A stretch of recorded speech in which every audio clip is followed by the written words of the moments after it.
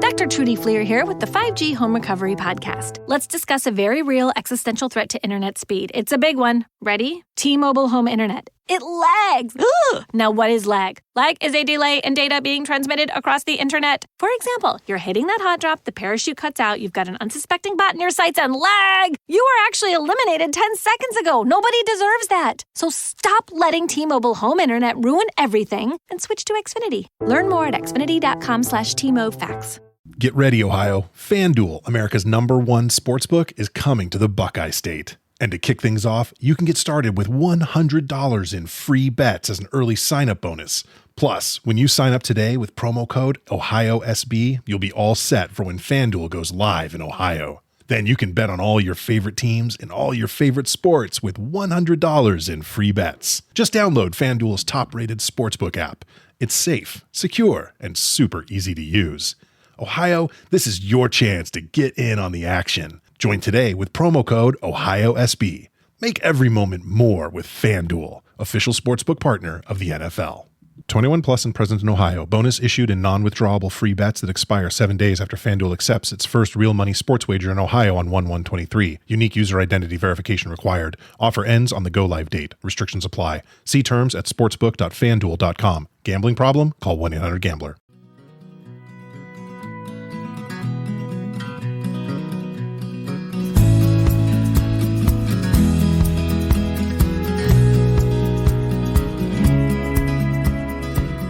Hey folks, welcome to the Adventure Sports Podcast. I'm your host, Mason.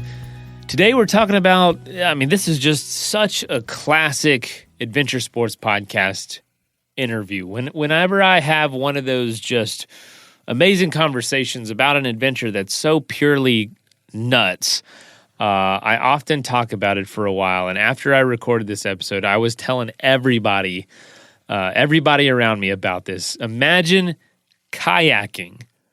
By yourself, unsupported, kayaking now, in a kayak. Like, think about this, from California, Monterey, California, all the way to Hawaii, by yourself, totally unsupported. That is what we're talking about today with Cyril Derreumaux. And this conversation was crazy because the trip was 40% longer than he expected, ran out of food, nearly. Did this while working full-time, in the sense of like saving up for it and getting ready for it. Worked, doesn't have any magic string he pulls in his life. He just figured this out as far as logistically, raising some money, saving a bunch of money, has a family, and did this incredible achievement and has an amazing background. You're going to learn a lot about Cyril. He speaks like half a dozen languages, and this 91-day, almost 92-day experience of kayaking. And if you're like, how is that possible? Well, look up a picture of this kayak. If you've seen ocean rowing boats, it's kind of like that, just smaller for one person instead of what usually is for teams of 2 or 4 or 6 or 8 for those ocean rowing expeditions. But one of the craziest things I've ever heard. And on top of all that, he was fighting against the wind current and the wave currents for weeks, the first few weeks, going basically 2 steps forward and 1 step back because he had to sleep. A lot of these ocean rowing trips can switch off every 2 hours, so they always have someone propelling them forward. With you're by yourself, when you stop, all momentum stops too. Did not use a sail, didn't use anything like that. Crazy story. If you want to learn more about Cyril, go to the show notes. There's some links there. But what an amazing achievement of human power and will and mental fortitude. And I'm excited for you to listen. So let's go ahead and jump in.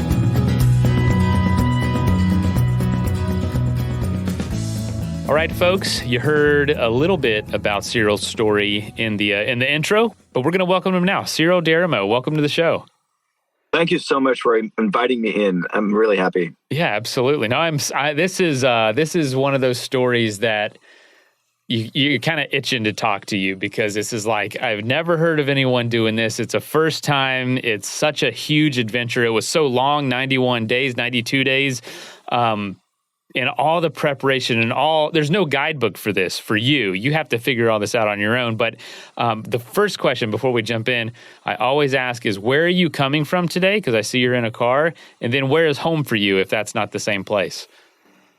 Well, I'm in California, and I just finished my 2-hour training on the water. I'm back, although I finished my crossing 4 weeks ago.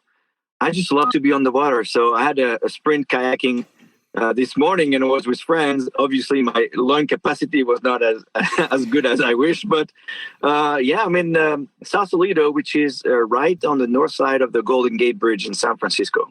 Oh my gosh! So, are you still reeling from the experience? 4 weeks ago is not very long. I mean, and I'm sure it's flying by. But are your friends still just asking you questions? Are you still telling stories and processing what you just went through? Yes, and I actually love it. People that are inspired by the story need to listen to me, because I think you never know who you're going to inspire. And I've been jumping in all the podcasts that I could just to share the passion. Well, for me, it's kayaking, but it's really all about, feeling your fire and your motivation and going after it. So it changes depending on who I'm speaking with. If I'm talking to somebody who's an ultra endurance athlete, I'm going to say certain things. Somebody who's more of a novice, I'm going to say other things, knowing that probably some person will understand more what I've been through compared to others. But yeah, I'm so happy to share it. So happy. That's awesome. Well, this group, our listeners are kind of everything along the adventure spectrum. We get. It's so funny. We do listener surveys, which we have one right now, and so often we get such a balanced view of like, hey, more expert level adventurers, please, or more everyday adventurers. Everyone is represented here, and it's so funny. Like, if we're striking that balance, I think it's good. But there's everything from newbies to people like you that have done some incredible things that listen to this show. But I'll be honest, like, this is such a crazy adventure. I kind of want to start at the beginning. You grew up in France, or you were born in France, but you're have been in America for a while. Have you always been a part of the water? What led you to being on the water in the first place? Because I know this isn't your first experience with ocean rowing or ocean kayaking. I was born in France, in a small town in north of France, 5,000 inhabitants. And I stayed there until I was 18. I really didn't move at all. And my sport was soccer. I was doing a little bit of windsurfing with my parents in Brittany, so the west side of France, not far from Normandy. But that was my water exposure. And after that, believe it or not, when I was 18, I was an exchange student, and I went to Arkansas for 1 year. And they put me in the football team because I was a kicker. And then after I got to discover America and, the sports, baseball, basketball, I had no idea how to play all this. But I was always, athletic and loved the sports, but it was just soccer. And after that, I came back to France. I did a master's degree in international business. So it was a 5-year degree. And then that brought me to live 1 year in Oxford, England, 1 year in Madrid, Spain, and 1 year in Paris. And after that, I got the bug of traveling and learning languages. So after Spanish, then I decided to move to Italy for 1.5 years in Milan. And after that, I decided to go around the world for 1 year of backpacking. Yeah, I was, even though I had a master's degree, I said, well, I'm not ready to go for a career yet. So we did 12 months around the world. It cost me $7,000 to do that trip. Wow. And after that, I said, okay, I love Brazil. I'm going to Brazil. So I lived in Brazil for 6 months. And, I could go on and on. I mean, it's crazy. Then I went back to France for a year, but I had the itch to go back. So I found a job finally, and I moved to Argentina for 1.5 years. And that's how I got into the wine business. And after 1.5 years, my project was done, back to France. But then I was itching to move, and America was always in my mind. Like, I wanted to live in this country. So I moved to California and working in the wine business. And I've been here for 14 years. And that's when I moved here. Soccer in Argentina, Brazil, Italy, Spain, that was a great key to meet people and do that sport. But when I moved here, a friend of mine from Fiji said, Cyril, you should come and try outrigger canoe. What is that? I had no clue. Well, it's this 6-man boat, and there's an outrigger, and we go out the gate, and it's cool. And I was hooked. So I started paddling only when I was 32, and now I'm 46. So I was a very late comer to paddling. And when you think about it, it took me 14 years from the first race, which was only 8 miles, to crossing the Pacific alone. Oh my gosh. I'm 32. And that's exciting. There you go. You're going to cross I'm going to coach you, and you're going to cross the Pacific in 14 years, my friend. Oh, my gosh. No, that's so funny because, at my age, I have 2 young kids, a 3-year-old and a 1-year-old. And so much of me is like, dang it, I'm not, I can't do much. I don't actually think this, but, it just creeps in sometimes like, oh, I can't do anything anymore. And then... Yeah. You started your journey at this age with what you're doing now. And so it's so not true. So for anyone listening, it's the same boat for you. No pun intended. It's never too late to start stuff. We've talked to so many people on this show that didn't get into the sport they love now till like their mid 60s. And they're doing things that I'm blown away at my age. Like I could never do that. And they didn't pick up the sport until they were retired. And so it's so cool to hear that you didn't start until 32. And have been all over the place. But yeah, hey, what an introduction to the U.S., by the way, Arkansas. That had to be, I don't know if that's culture. I've never, I don't know much about where you grew up in France, but that had to be a different experience. Oh, yeah, it was. But, they're so welcoming over there. And when I found a host family through this company, and they asked me to put, what I liked. I loved nature. I loved lakes. I was a little bit of a hunter in France. And athletic. I had a 5-child family, so I wanted family feeling. And I got to say, those guys were so welcoming. And to this day, it's been 25 years. I'm still in contact with my host family. End of year was key. And I invite everybody to send your kids when they're 18, 1 year overseas, because it changes their mind. It was so crucial. And then the funny thing is, I loved it so much that I actually got the team of it's the Razorbacks, right? In Fayetteville, the University of Arkansas. So I got a tattoo of a Razorback before I left. Do you know what a redneck is? That is a redneck thing to do right there. Get the Arizona or the. Well, but I was smart enough. I did it in my butt cheek so that I could still hide it. Hey, it's funny. I live in Florida, not terribly far from Arkansas, and we have Razorbacks here too. One of them, I was hiking the other day, and one chased me up a tree. Those things are mean. Really? Those things are mean. It didn't get my butt like it got yours, but it was close. So they are vicious animals. Animals. But hey, that's a great mascot. That is hilarious that you got the tattoo. Yeah, let me come back to the fact that when you start a passion late, I think there's no, like you said, there's no time to start. I think it's all by following your vibration. And people try to find happiness. And how do you define happiness? Is it buying a new car, getting a bigger career, a bigger house, or whatever? It's hard to define happiness. But what I think is follow your vibration.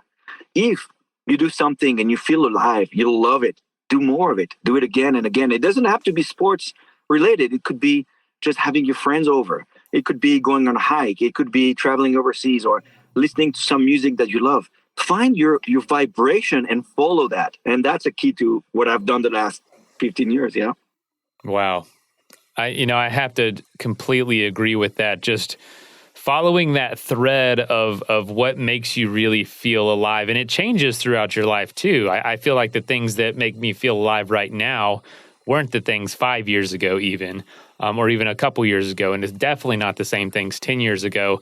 But if you keep following that thread, clearly it's going to lead you all over the world like it has you, and might lead you to discover a sport you didn't realize you love and would become such a big part of your journey. And we're talking as if your journey is complete. You're in the middle of a journey. This is just the most recent expression of it. And it is definitely worthy of an episode on this show by a long shot, what you just did.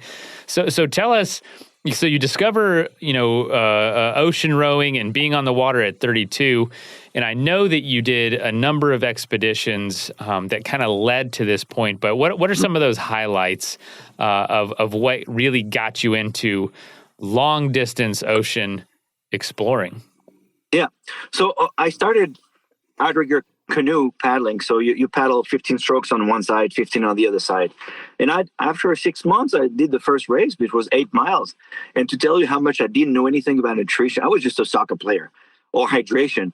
And I woke up one day at work 4:00 in the morning to eat my pasta. So I would have my carb load for the race at 10 a.m., and I was so fired up. I loved it. And my coach, a friend of mine now, says, okay, well, the next one is going to be this 32-mile race. It's from Newport Beach to Catalina.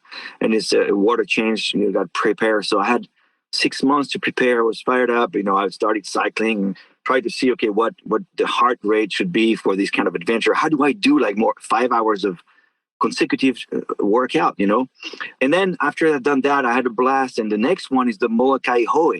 It's also an outrigger canoe race from the island of Molokai to Oahu. And it's 43 miles. So now I'm ramping it up a little bit miles, right? From 8 miles to 43. And I did that 4 times. I loved it. And you reach the wall, you pass it, and then you have that thrill of arriving. And it was 6 hours. And the next one was a race called the California 100. It's 100 miles down the Sac River. And that's about 12 hours. And I did that. And that's the first one where I thought, over 10 hours, I actually managed really well my hydration, really well my food, my injury-free, and how to, the best stroke. So then I said, okay, there's another race called the Yukon River Quest, which is up in Canada. It's 444 miles. And I'm a little bit of a spark. So I convinced some friends that was a good idea to do. And those guys said, okay, well, how do we train for this? And, as you get more experience, you say, okay, well, if it's going to be a 45-hour race, then we need to manage our sleep. We need to, manage our effort. We need to manage not to be cold, finding the right gear. And then you get better and better. So I did that race 3 times.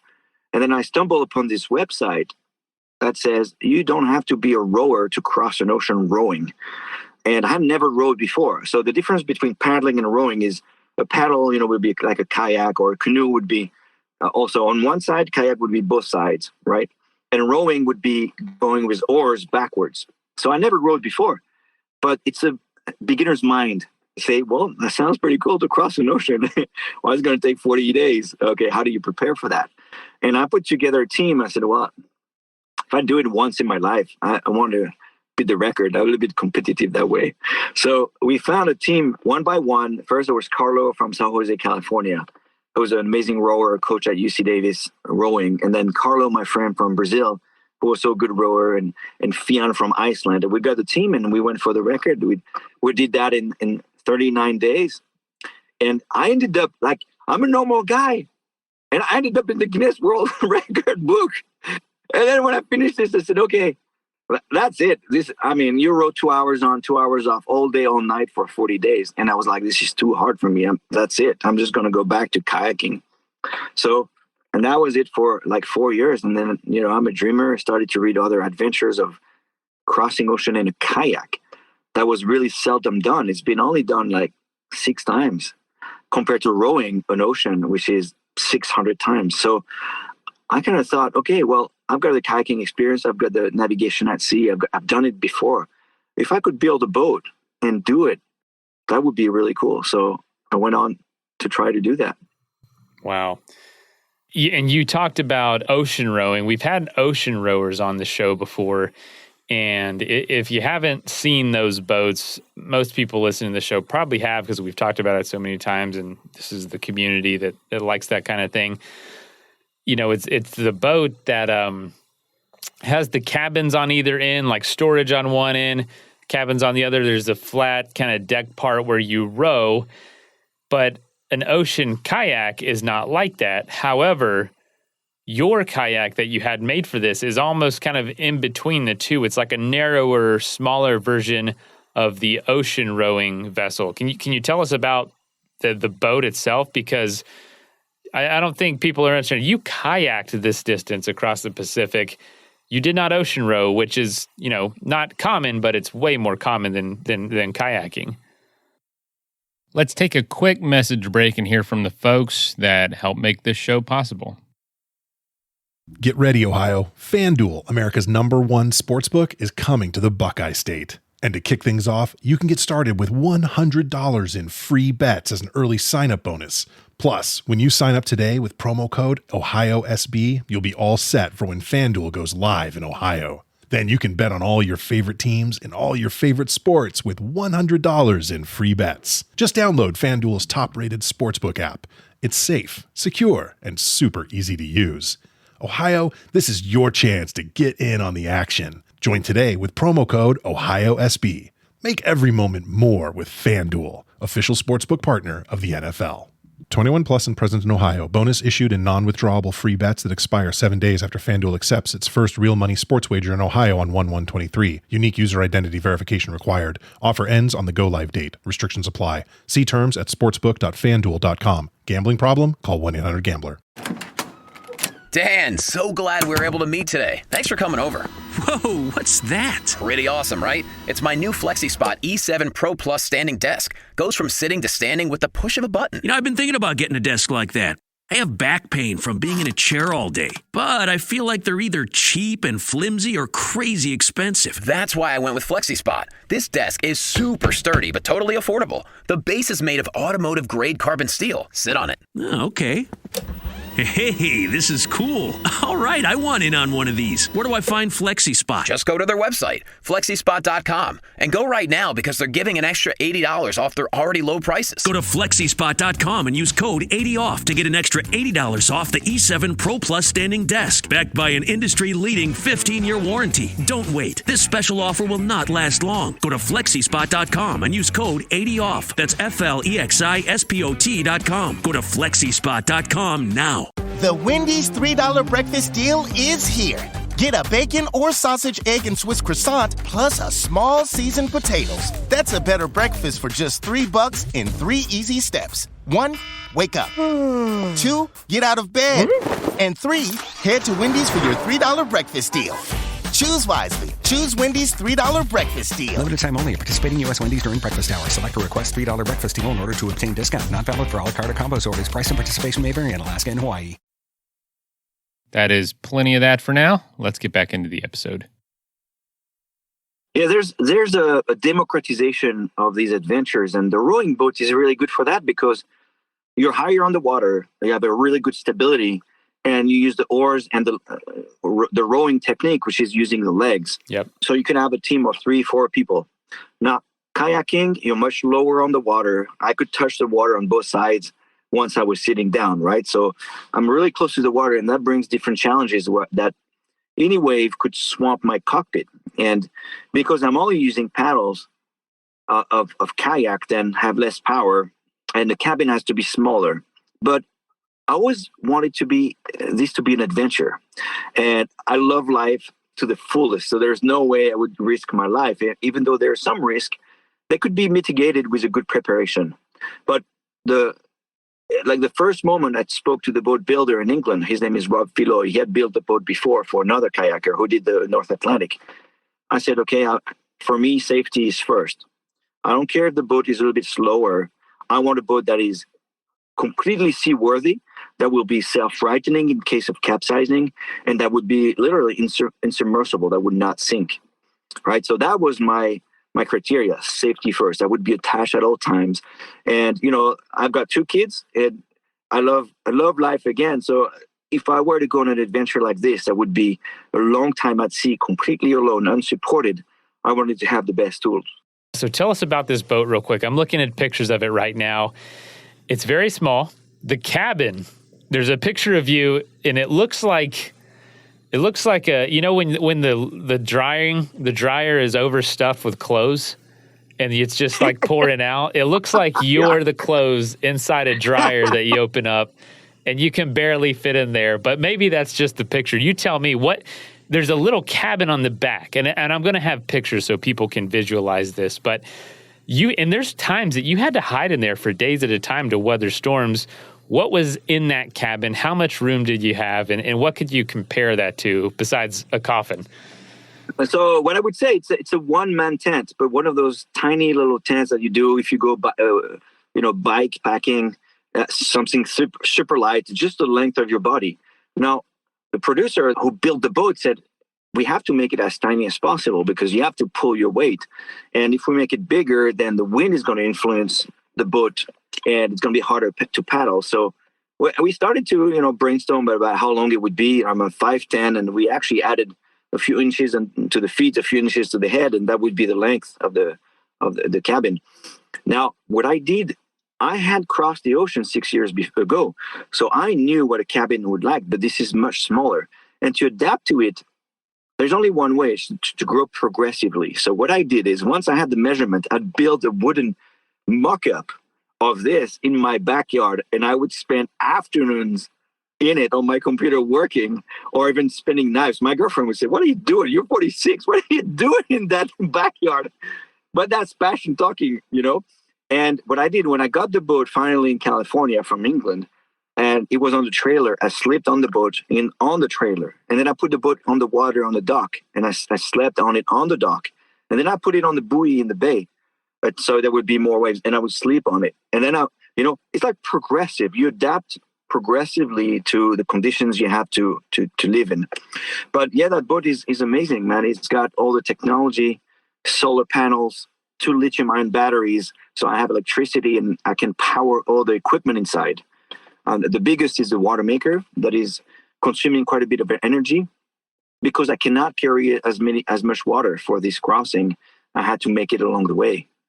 Now, I still had 220 pounds of food for freeze-dried meals and bars and supplements. It's part of the preparation. What do I carry? I know I'll be slow if I carry a lot of food, and I'll be faster if I carry less. But who knows? You have to be prepared for everything.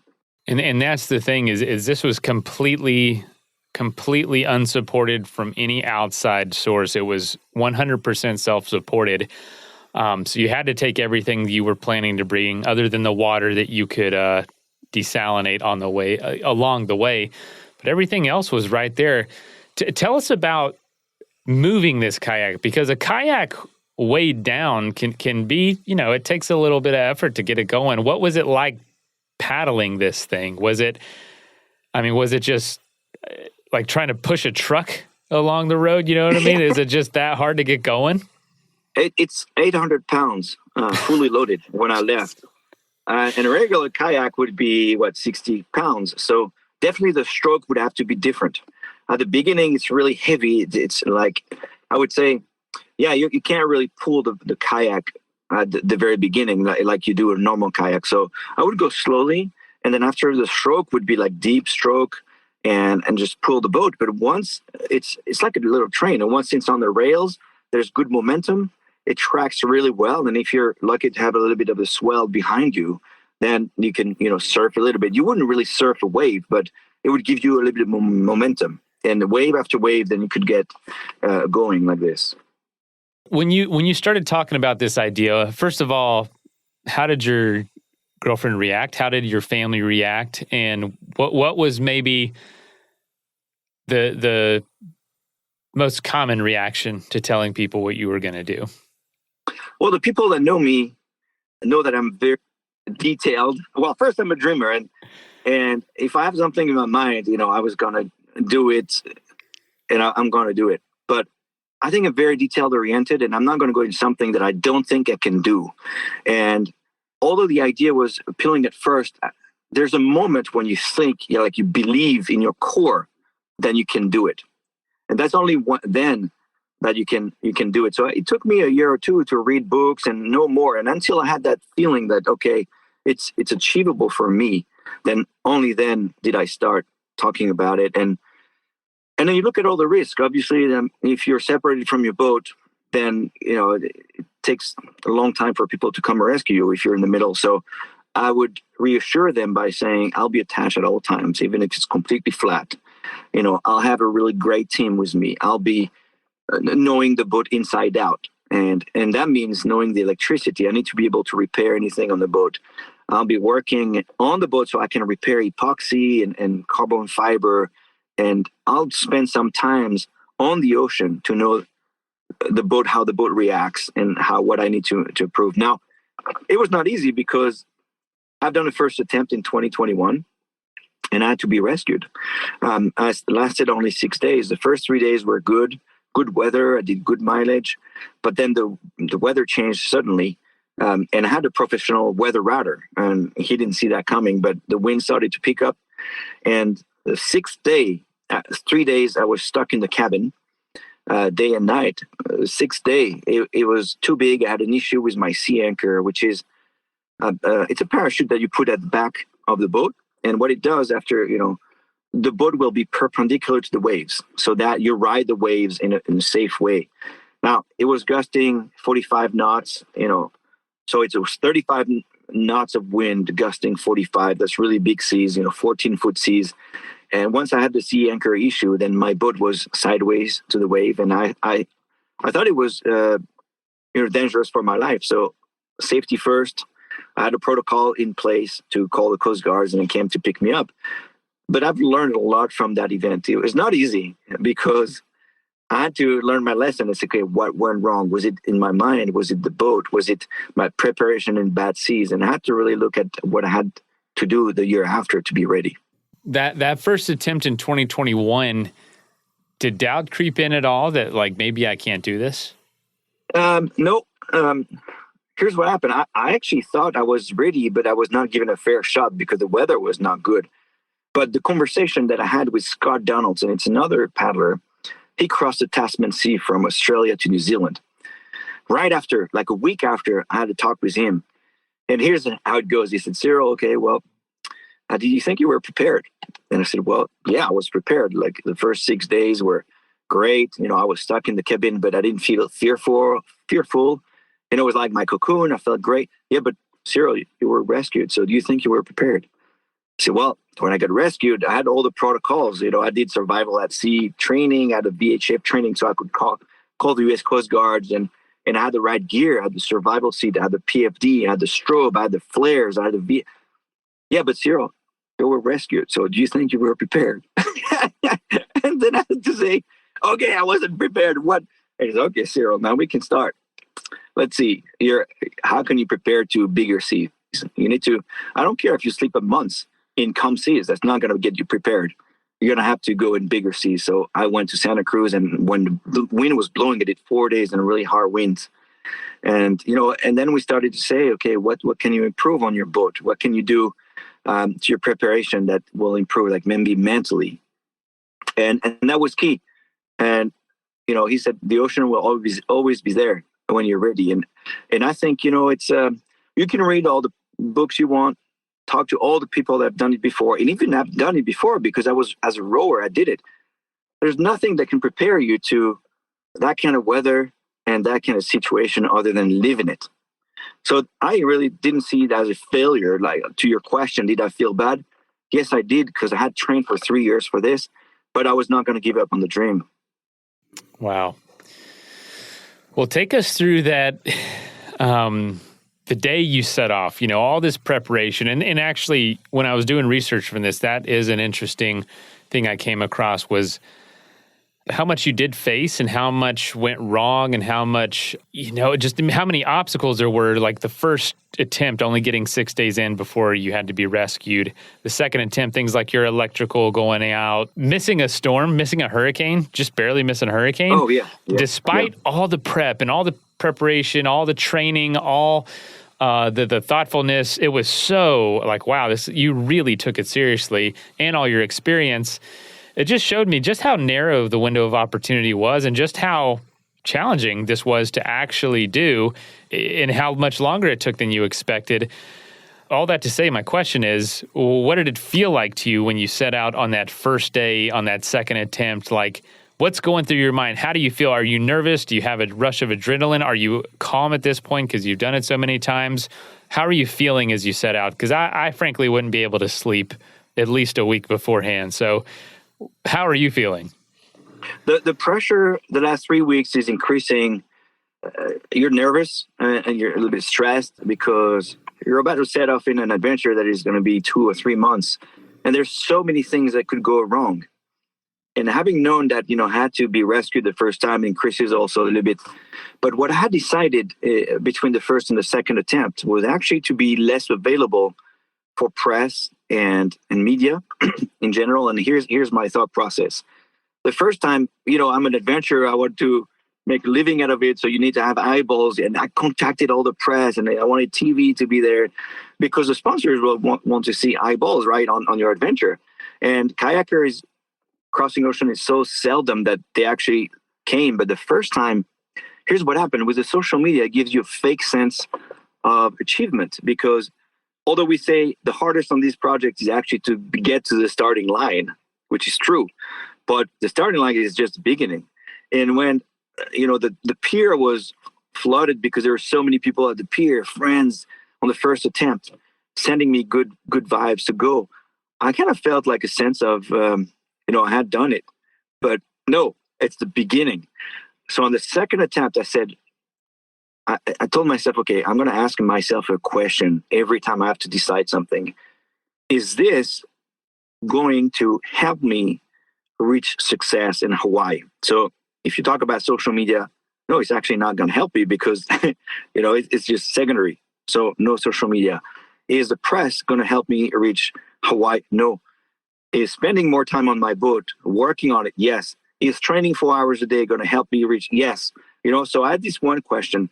So for the second attempt, I decided not to go from San Francisco, the Golden Gate, which was more of a marketing decision. But I said, okay, I'm going to do it low key. I'm going to go from Monterey, where it's a smaller harbor, and I can go just more intimate.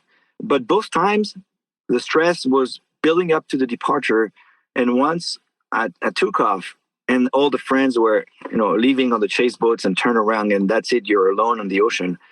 Then there's a relief. It's actually, you feel confident. Okay, that's me in the ocean. Now that's me. That's what I've been working for. Now let's enjoy it. That is really interesting you say that. One of the last guests I've had on said that telling people what you're going to do and getting people basically being in awe of your idea can give you that same false sense of accomplishment that completing it actually does. So a lot of people get a kick and they get their thrill from telling people what they're going to do without actually ever doing it. So you got to be careful about that as an adventurer. So we do get folks that never speak about what they're doing. Maybe what they're doing is really dangerous, so they don't want to have to live up to other people's expectations that they've told. Other times people say, telling everyone is my way of basically forcing myself to do it. Right, being accountable. Yeah, being accountable. Right. Exactly. That's the word for it, accountability. And I found that was my method early on, and now it's more, let's be subtle about it and talk about it later. But that's really interesting. So as you set out, you said, a calmness came over you. You were excited. Your confidence was building. What was the first challenge? What was one of the first cruxes of the experience where that really took your effort to get through? Well, it comes down to the actual course. You have to take off from the California coast, and there's currents and wind pushing you south. So you have to make a west progress. And that you need to have like low wind and good weather. So I knew that the first week I would have to push hard. So I did my 12 hours of paddling. And you have to deal with, I'm always seasick. So I had for 4 days I was seasick, and you're vomiting and you can't really hydrate or eat. You have to force feed yourself. And then the first week is also when you adapt to the cabin, you adapt to the 12 hours of paddling, and you adapt to also the waking up every hour to look for container ships. So that's the first week. Second week, usually it's the boat that is kind of showing its sign of a failure. If something has to go wrong, usually it comes the first 2 to 3 weeks. And then after, you're more into a routine. But the first 3 weeks, I've got issues with a compartment that got flooded. A little failure on the steering lines make them like super hard to steer. And then you said the battery is starting to fail on me because up the coast there's like foggy and cloudy weather, so it's not really replenishing the batteries well. And I really recall after day 10 or 14, something around there, there's like a new departure. The first departure was taking off, pushing off the pier, saying goodbye, and okay, you're done. But the second one was the most crucial one, because after all these failures, like, this is not fair. I prepared so much, and I've got these issues like, do I need to go back to land? And I was looking at the map, and after a week of paddling, I could go back to LA. Or I say to myself, I'm going to commit and I'm going to go towards Hawaii. And there's going to be 2,000 miles of open ocean, and the rescue is not going to come after it. But I got to do and jump. That's really like when you're on the edge and you have to jump, you have to commit and believe in yourself more than even the first departure, where you're going to say, well, no matter what happens, what problem I will face, I will solve it. So that's a trust in yourself that is, you can't learn it on school. You just have to live through it, have the right support. My land support, Dave, was crucial in this, saying, you got this, you're trained, just adapt and execute. And there's nothing you can't fix, and I put so much thought in it, option A, B, C for everything. So I just had to trust myself and let's go. Those first few weeks, like you said, you were fighting currents. You had to fight your way out and then go to sleep at night and then basically worked back to the coast, wake up and try to make up all that space that you had been pushed back, all that distance, and then go beyond that every day. Mentally, how did you get through that? Because that is just brutal. That is a brutal situation. Yeah, well, I knew it was going to happen. So it's not a big deal. You do about 20 to 30 miles a day if its conditions are good. And at night, you're drifting. I mean, there's no other. You need to rest. So I decided with my team that I would not paddle at night just for safety. And as soon as the sun goes down, I start to drift. And it could be like a 90-degree angle back to the coast. And I know that if I'm losing 5 miles, the first 2 hours of the next days, if I paddle 2.5 knots, nautical miles per hour, then it's going to take me 2 hours to go back to the point.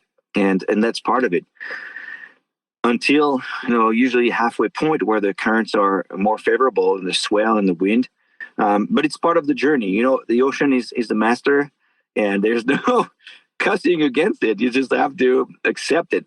And the same for all the lack of comfort. I knew people say, well, how did you feel about, eating cold every day and being wet on your sleeping bag and being confined and, the endless hours of... No, I knew what I was going into. I knew I didn't go there for comfort. I went there for adventure, for actually the saltiness on the skin is what I was looking for. And it's not the fight, but it's okay. Bring it on. I'll do it. Wow. And that's what I wanted. And like also, they said, well, did you miss your family? Of course I missed them. I cried every day because I missed the love that they would give me. But then it's enhanced when you go back to land. And there's a feeling of enjoying all the simple things again, like a dry sheet and a dry pillow, a hot shower, a cold beer. Wow! It's just, that's what I want. And now I enjoy the pleasures of life that are so simple that, you didn't see them before anymore. What did you miss the most out there? What were you looking forward to the most? And it can be a few things. It can be, your family or, friends or a food item. I don't know. What were you craving? It's not really craving. I think it's a general sense of stress-free, because when you're alone, it's not like when you're a team. You have to be self-aware at all times, right? It's self-aware of your mental state, your emotional state, your physical state, and the boat and the ocean. So there's like a 24/7 awareness that is happening. And the moment you step on land, yes, I mean, I love people. I'm an extrovert. So hugging people and, feeling that emotions were fantastic. But I think it's just okay, now I can rest. Like there's nothing I have to prepare. My water maker broke after 46 days. And there's a sense of restlessness, because if I don't do that, I don't have water in 2 days and the adventure is over. I have to be rescued. So the fact that I could just go home and, just peace, that was really good. Wow. Unreal. There's so much that you said you went wrong, like your desal that went out, electrical issues. When did you feel like over the 92, that is such a long time, man, 91, 92 days, when did you feel like you had it? You either had it or... Yeah, so I think it took me halfway point until I would get into a routine where it would actually be a little bit of a Groundhog Day. But I had my setup, my routine for hygiene, my routine for sleeping, my routine for paddling. And that was very comforting. I just had to go through one day at a time, but in weeks at a time. And I don't think I gave myself the relief of feeling like, okay, I've got it, until I saw land, which is 24 hours before arriving. I wanted to just be in control. I wouldn't push to do more hours of paddling. I've got a routine. I'm going to stick to it, because anything can go wrong until the very end. I could go out of the cabin too fast and twist my ankle, and that's it, or like hurt my shoulder. There's so many things that could go wrong that, being exhausted or something, maybe my digestion is not doing good and that something. So until the day I could see land, yet I would not give myself the pleasure of thinking you've done it. But when I saw land, oh my God, it was like crying. It was like, I did it. I knew I could do it. That feeling was amazing. Was there any worry when you realized it was taking longer than you expected? It ended up being 21 days longer than you originally estimated, which had to, cause you to have to ration. How much was that weighing on you? How did you process that? It was not a problem at all. We made calculations because I estimated it was going to be 70 days, but I had 80 days of food. And each day is 4,000 kilocalories. And it's quite a bit. And that's what I ate the first half. But when I reached first half in 49 days instead of the 35, then we just, sat down and made some calculations. And here's how it goes. Okay, well, I have 30 days of food left, but we estimate it could be 45 to 50 days left of paddling. So I need to ration. And the way I did it, I saved a third of each day's pack. And then by putting 2/3 together, then that would be one day as 2,500 calories. It's not optimal. It would be better because if you paddle 14 hours, 12, 14, you need those 4,000 calories. In fact, I lost 20 pounds in the end. But then his calculations say, okay, well, I'm going to be increasing the 30 days to another 15. That's 45 days. If the conditions are good, I'll be able to make to Honolulu, no problem. And then, again, stop to worry about it. You make a decision. And because if you can't keep in your mind, like, I'm not going to have enough food, like you have a potential. Every time you worry, you decrease that potential of efficiency. You sleep less and on and on. And so the best solution is to find, once you have a problem or you preemptively think you could have a problem, you find option A, B, C. You decide you go with B, boom, you go with B. You don't think about it. And then 2 weeks later, we said, okay, well, the conditions are pretty slow. That means I might be running out of food for the last 5 days. Well, we decide, okay, option A, B, C. I go to Maui, I go to Hilo, which is the big island. And okay, I'm going to shave 5 days off my trip because there's 100 nautical miles closer. Let's go with Hilo. We change the plan. And that's it. That's adventure. Yeah, adventure, the definition of adventure is unpredictability. And that's why we love it. But you have to be flexible in mind to say, okay, adapt and execute. Adapt all the time. Wow. Unbelievable. I mean, just being on that little vessel for 90 plus days, seeing nothing but water. I just can't imagine day after day being halfway there at 45 days and saying, I have 45 more days of this. There's nothing like it. I just can't even imagine what that felt like. Let's take a quick message break and hear from the folks that help make this show possible. Just because our parents are getting older doesn't mean they don't have lots to do. They might just need a little help. At Care.com, you'll find people who can take them to appointments and events, help pick up groceries and cook great meals. Whatever it is they like to do, the right caregiver can help. And since everyone at Care.com is background checked, you can be confident that you're getting support from someone you can trust. Find qualified local senior caregivers for your parents at Care.com. That is plenty of that for now. Let's get back into the episode. This was crucial. What you're touching is actually crucial because my first crossing, we reached halfway point in 21 days. And back then, we had a team of 3 other guys on the boat. And it was like, okay, now it's downhill. We're going home. It's like smelling the barn kind of feeling. On this one, it was completely different. And I had to be honest with myself and with everybody following that it was a hard point to get to a halfway point. Exactly as you said, it's 49 days. It's going to be another 49. And I associated it to how do you eat an elephant? And the answer is one bite at a time. So I had reached eating half of the elephant, but I was always done with eating the elephant. I was vomiting elephant. And I had to eat the second half. Oh my God. So another mental trick that we did, and Dave, my land support, was key to that. He said, okay, Cyril, I think we need to reframe. How can we reframe this? And forever, my goal was to reach Hawaii. I'm going to cross to Hawaii. And the objective was to Hawaii. But then the reframing was, okay, the thing is, you're going to enjoy the journey to Hawaii. So then my thing was, okay, I've got 49 days of enjoying the ocean. And day to day, I'm going to enjoy it. That was the new goal. So you see, it's subtle, but it was key. Because then the objective was not to reach Hawaii. It was to enjoy the process to get to Hawaii. That's wonderful. I love that. I mean, the ability to take these mindsets and the things you learned out there and apply it. Anyone can learn from that. That is so neat. I'm sure you're applying this now. One question I had, another question was, what were you seeing out there? What were some of the things that were breaking up the monotony of water? Did you see animals? Was it the sunsets, the night sky? Tell us about what some of those unexpected experiences were. Oh, the wildlife was fantastic. I'm very slow. I go 2 miles an hour, so I have time to observe it. And because I'm going forward in a kayak, I saw so much.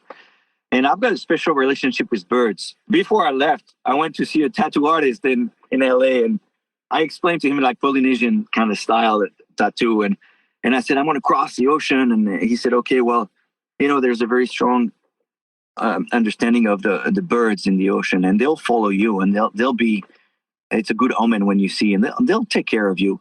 And every day I saw a bird coming by. So I had a special relationship with the birds, the albatross off the coast of California, and then the frigate birds closer to Hawaii. And the beauty of it, they were my friends. And once you're alone, you don't see a human face in 90 days. You melt with the elements. The waves were my friend. I could read them. I could read the swell. I could read the wind and how it changed. And then the clouds bringing a shower. And even the fish, there was mahi-mahi following me for the whole day. They were friends, So your perception and how they're so adapted to their environment and the respect that we must have for these amazing creatures that are so adapted to living at sea. After a month and a half, the birds every day would come to see me. I mean, imagine this. They're flying day and night in stormy conditions. They're so adapted. We need to take care of them. Wow. So you saw birds all the way out there. In the middle of your experience, you saw birds. Oh, yeah. All the time. Different birds. The first half was more the gliders. So they're small, and they're so adapted to gliding and surfing the waves, up and down, up and down. They don't move the wings. And that's albatross kind of birds, but the albatross is the biggest. There's medium and small size. And then as I go closer to Hawaii, it was different kind of birds, more of those really fast diving, kind of like the frigate birds. But again, the frigates is the biggest, but they're small and medium one. And they would catch the flying fish up in the air. So the tuna and the mahi-mahi would chase the flying fish. They would go out of the water in flocks of 50 to 100 and gliding, up in the air. And then the birds would catch them up in the sky. It was it was just fantastic. Wow. And they would be with me until the end. And the last day I was paddling at night because I was drifting and I was going to miss the Bay of Hilo. So I had to paddle at 2:00 in the morning, and the birds were flying at night around me. And that was a good omen until the end. They were holding my hand and following me. Unbelievable. I saw, I'm reading now that an albatross can fly 10,000 miles without ever touching land. It will land on the water, but it can basically cross oceans just by flying I don't know how far in a single flight and then landing on water. And there's birds that they've tracked that have never touched water in 5 to 6 years, or touched land 5 to 6 years at a time. Yeah. That's unbelievable. I actually did not know that. That is so cool. And that's what the tattoo artist told me. He said, Cyril, you've got to be part of the ocean. And those birds, they spend 90% of their lives on the ocean. That's their environment. You got to be like them. But they will always come back to nest and come back to land at some point. So for you, a safe crossing would be for you to feel in your environment, but always arrive and make a safe passage to Hawaii. Wow. Unbelievable. Did you see anything in the water? Anything that was whales or dolphins or anything like that? We hear a lot of dolphin sightings on crossings like this. Yeah, I saw them mostly off the coast of California. I left from Monterey, and the Monterey Bay is so rich in nutrients that there's so many whales. And I saw them for maybe a week, and same as dolphins. But then after, in the middle, I didn't see too many. I saw the tuna and the mahi-mahi chasing the flying fish, like I told you. And then also marlins chasing the mahi-mahi. But what's funny is I actually didn't know anything about the mahi-mahi until I said, wow, this blue fish is amazing, beautiful. And then I could see their behavior. When they jump and they go sideways and they splash from the water would be more of a territorial splash. And when they jump straight and go fast as they can would be when a marlin is chasing them. So I would learn just by observation. Wow. That is too cool. Tell us about, I bet the sunsets were amazing. And sunrises. Were you out in time for sunrises? We hear more about that with ocean rowing because you're rowing around the clock, 2 hours on, 2 hours off with a team. And so you see the night sky much more and you see those sunrises and sunsets. But were you able to experience that as well?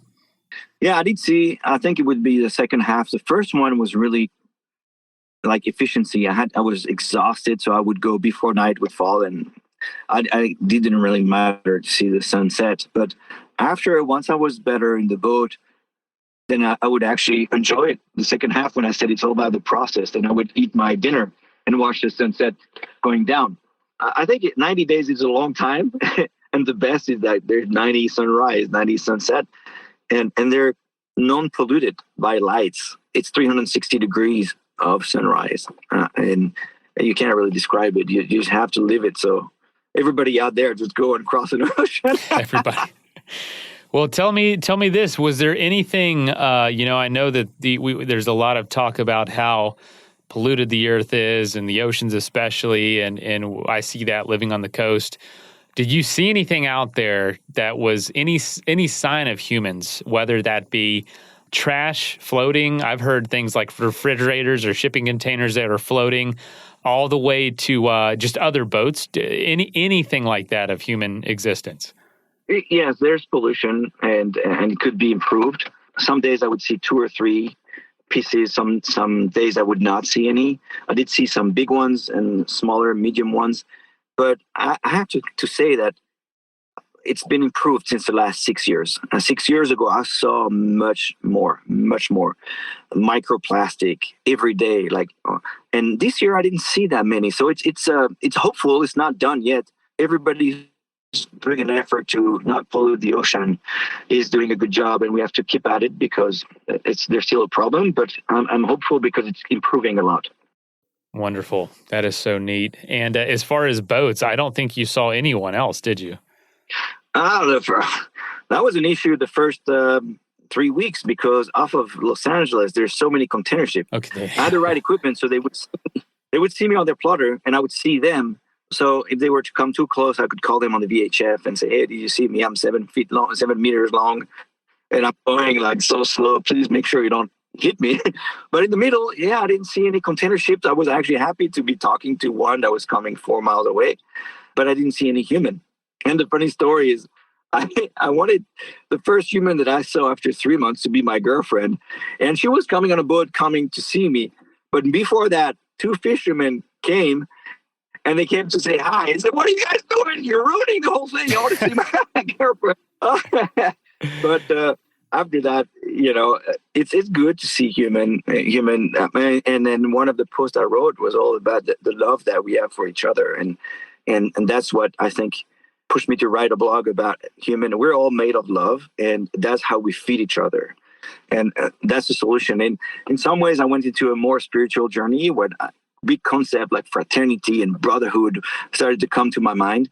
And I think it's part of the decluttering where I was in my adventure on the day, and that's all I had to, there was no social media, there was no email, no calendar, no meetings, that created that space to have those big picture ideas and values.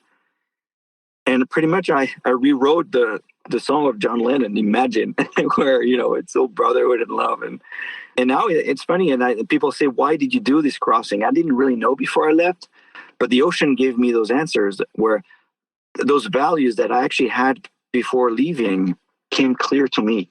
And now I can actually try to live with more intention for the next second half of my life. Well, that is a perfect segue to close out this episode. Is that experience gave you the physical space and the mental space to think, probably unlike any other chance in your life or anyone listening has ever experienced, the sheer space to think and to just explore and to think about your life and what you want to do. What are you walking away from right now, 4 weeks after this, as a lesson you're taking away from this, and what you want to share with the world? What lessons you want to share? What ideas do you want to share? What is going through your head considering all that right now, 4 weeks after finishing this experience? Well, chasing my dreams, and so to speak, has always been part of my personality. So I just do it. I want to do this, I do it. And people sometimes don't understand, like, why do you want to do this? This is risky. Why? And you don't really have to have a reason other than the experience and knowing that you're going to learn something through it. And before it was, why do you want to do it? And now that I've done it, they want to know how. But I think everybody should have a little bit more adventure in their own lives and realizing that, yes, it's not really the rat race that we're doing, but yeah, there's this cacophony of noises that is upon us on that phone. And sometimes taking a break and following one's dream, it could be great. Like my friend said, Cyril, you're 45. This crossing of 3 months is going to be really long. And every day you're going to be like, yes, this is hard. But remember that as a scale of your life, it's actually nothing. And it was hard to make 3 months space for 3 months on the water on my regular life. You know, I do have a mortgage. I do have a job and earn money. But he said, Cyril, those 3 months are going to give you another perspective of how to live the next 45 years of your life. And he was absolutely true. And somehow, if you can take a break, even a week, do a hike, do maybe a retreat or whatever you like. Like if you like yoga, if you like, a group of musicians, and do whatever you want, but follow your heart and try to find a space again. It's really, really nice. Cyril, that's awesome. I know you have a job, you have mortgage, family, all that, and I'm sure a lot of people are wondering how you figured that out, but I think we're out of time. Maybe they can reach out and ask. But that is a common question, is how do you even fit this into a normal life, something of this magnitude? If you want to answer that, great. If not, this has been an awesome conversation. No, I'll say very quickly, it's a decision. It's sacrifices. Like I said, I was GM for a company for 12 years and I decided to stop that. When my first attempt had to be rescued, I had to decide what am I going to do the next year. Nobody's going to hire me as a GM for 7 months, knowing that I would be 3 months in the water. And I decided I'm going to just do any kind of jobs that would pay my expenses. So I was a diver, going under boats, cleaning algae. I was a kayak guide. And I did consultants here and there, but there was no way that I was going to give up on my dream. And I was willing to do any sacrifice. And in fact, it's not a sacrifice if you do following your heart, and now, okay, I've done it. It's going to be mine for the rest of my life. Wow.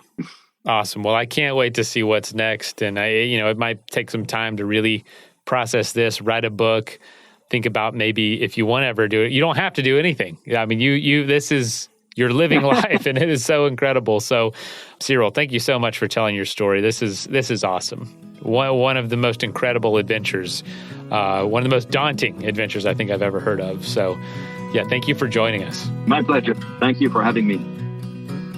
First of all, thank you so much for listening. It means the world to us that you choose to listen to this show. If you'd like to help us further, you can leave a review on iTunes, share us with your friends, your family. It goes a long way to grow in the show. You can also support us financially through patreon.com/adventuresportspodcast. Link is in the show notes. And also, if you have an idea of who could be a good guest for the show, we're always looking for people to tell their story about the outdoors or adventure. So if you know someone, please reach out. Email us at info@adventuresportspodcast.com. And until then, get out there and have some fun.